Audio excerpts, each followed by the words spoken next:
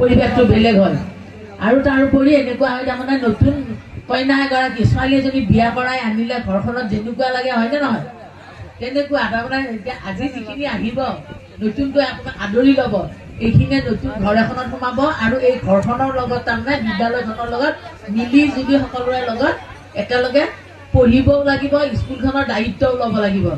আশা ৰাখিছোঁ যিসকল ইয়াত আগৰ পৰাই পঢ়ি আছে আকৌ নতুনকৈ আহিছে সকলোৱে একেলগে ইয়াত নিজৰ বাই ভনীৰ নিচিনাকৈ শিক্ষাগুৰুসকলক মাতৃবৃত্তিবিলাকক যেনেকৈ মানি চলা যায় ঠিক তেনেধৰণে মানি তেওঁলোকে যাতে স্কুলখনৰ পৰিৱেশটো সুন্দৰ কৰি ৰাখক আৰু ভালদৰে পঢ়ি এই বিদ্যালয়খনৰ নাম যাতে উজ্বলাই তুলিব পাৰে, সেইটো শিক্ষাগুৰু আৰু ছাত্ৰ ছাত্ৰীসকলৰ যিটো মানে ঐক্যতা, যিটো একতা তেওঁলোকে গোটেইখিনি কৰিব, পাঠদান কৰিব, পাঠ পঢ়িব, তেওঁলোকে গ্ৰহণ কৰিব, তেনেকৈ যাতে বিদ্যালয়খন আগুৱাই লৈ যাব পাৰে, সুনাম কঢ়িয়াই আনিব পাৰে, তাৰ বাবে আটাইকে মই শুভেচ্ছা জ্ঞাপন কৰিছোঁ। প্ৰথম কথা হ'ল এই খাৰুপেটীয়া অঞ্চলত অসমীয়া মানে মাধ্যমৰ প্ৰথম এইখনেই স্কুল বোলা আমাৰ ইতিমধ্যে তেখেতে কৈছে আমাৰ শিক্ষক মহোদয়ে, গতিকে ইয়াত মাধ্যম বুলি কথা নাই, যি মাধ্যমতে নপঢ়ক কিয় কিন্তু পঢ়া শুনাখিনি ভাল হ'ব লাগে। আৰু ইয়াত মই জানিছোঁ ইয়াত যিমানখিনি ছাত্ৰ ছাত্ৰী আছে অকল খাৰুপেটীয়া টাউনতকৈ চাগে উপকণ্ঠ অঞ্চল ওচৰৰ পাজৰৰ মানে যিবিলাক গাঁও এইবিলাকৰ ছাত্ৰ ছাত্ৰী বেছি। আৰু আজি মই ভালদৰে এটা গেৰেণ্টি দি ক'ব পাৰোঁ বৰ্তমান কিন্তু যিবিলাক চৰকাৰী স্কুলবিলাকৰ কিন্তু ৰিজাল্ট বহুত ভাল হোৱা দেখিবলৈ পাইছোঁ আৰু তাৰ শিক্ষাগুৰুসকলো বহুত ভাল। কাৰণ মই মানে টেটত যিসকল শিক্ষক মানে প্ৰায় পাইছিল, যিখিনি মেৰিটিয়াছ মানে ছাত্ৰ ছাত্ৰী টেটত পৰীক্ষা দি তেওঁলোকে পাছ কৰি একোখন চৰকাৰী বিদ্যালয়ত কাম কৰি আছে। আৰু সেইসকল মেৰিটেৰিয়াছ বুলি যিবিলাক মানে কি মেধা শক্তিৰ ছাত্ৰ ছাত্ৰী আছিল তেওঁলোকে কিন্তু পাবলৈ সক্ষম হৈছে।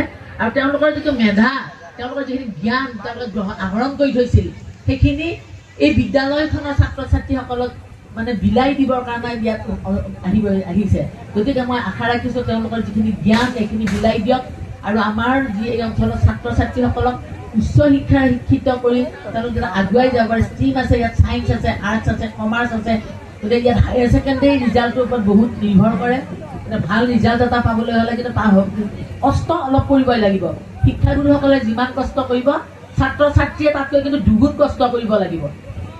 মানে শিক্ষাগুৰুসকলে তোমালোকক বিদ্যালয়ত 45 মিনিট পঢ়ুৱাব, সেই 45 মিনিট পঢ়ি যোৱাখিনি যিখিনি শিকিবা তোমালোকে ঘৰত গৈ কিন্তু তাতকৈ দুগুণ তাত সেইখিনি পঢ়িব লাগিব।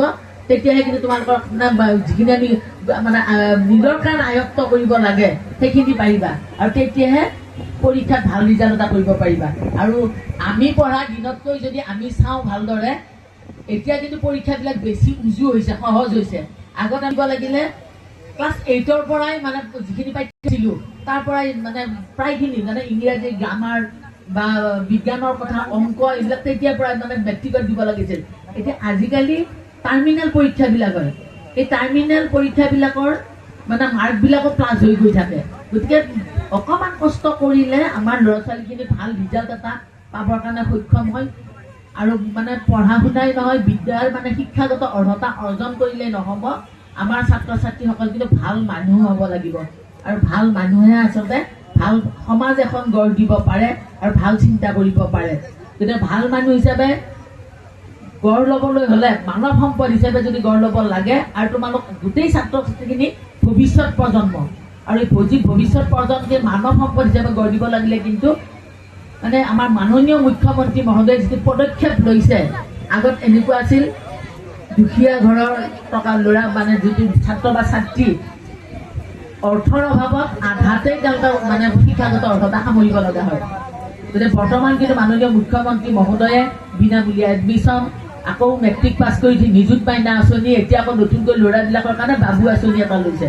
গতিকে নিজৰ হাত খৰচৰ কাৰণে যিখিনি সহায় কৰিছে, এতিয়া ছোৱালীসকলক মই বিশেষকৈ কৈছোঁ, এতিয়া ছোৱালীসকলতো আগতে তেনেকুৱা আছিল বোলে মেট্ৰিক পাছ কৰিলে পঢ়িবৰ কাৰণে এইখিনিতে এৰাই দিওঁ, বিয়া দিওঁ, এইটো আছিল।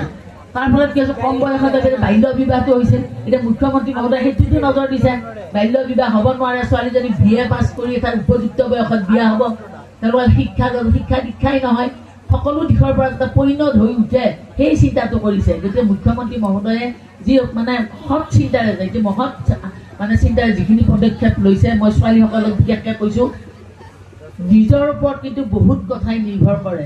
এতিয়া ল'ৰা ছোৱালী বুলি কোনো পাৰ্থক্য নাই, ছোৱালী যিমান আগুৱাই গৈছে ল'ৰাও আগুৱাই গৈছে। ল'ৰাতকৈ মই বহুত দিশত দেখিছোঁ ছোৱালী অকল বেছি আগুৱাই যোৱা দেখিবলৈ পাইছোঁ। আজি ছোৱালী বিভিন্ন দিশত ৰাজনীতি হওক, সংবাদ মাধ্যমৰ ক্ষেত্ৰতে হওক, মানে আমাৰ ওকালতিয়ে হওক বা ইঞ্জিনিয়াৰ, ডক্তৰ, একেবাৰে খেলৰ পৰা আৰম্ভ কৰি সাংস্কৃতিক দিশৰ পৰা আজি মানে পাইলট, পাহাৰ বগোৱাৰ পৰা আৰম্ভ কৰি পৰ্বত বগোৱাৰ পৰা ছোৱালীয়ে কৰি আছে। এতিয়া ছোৱালী যথেষ্টখিনি আগুৱাই গৈছে, মাত্ৰ নিজেই অকণমান নিজৰ চেষ্টা লাগিব, নিজৰ ভৰিৰ ওপৰত নিজে ভৰি থৈ তেনেকৈ। তোমালোকে অকল চাকৰি বুলি নাভাবিবা, আমি পঢ়িছোঁ চাকৰি এটা কৰিম এইটো উদ্দেশ্য হ'ব নালাগে। আমি যি কৰ্মই কৰা কিন্তু ভাল কাম কৰিব লাগিব। অকল চাকৰি কৰিয়ে যে খাব পাৰি সেইটো কথা নহয়। বিভিন্ন কৰ্মৰেও স্কিল, যিটো কৈছে আমি হাতে কাম কোনোবাই খেলৰ জৰিয়তে সুনাম কঢ়িয়াইও নিজৰ জীৱনটোক আগুৱাই লৈ গৈছে। কোনোবাই ভাল গান গাব পাৰে, নাচিব পাৰে, ভাল লিখিব পাৰে, তেনেকুৱাকৈও নিজক মানে ৰাজ্য সমাজত আগুৱাই লৈ যাব পৰা নাই।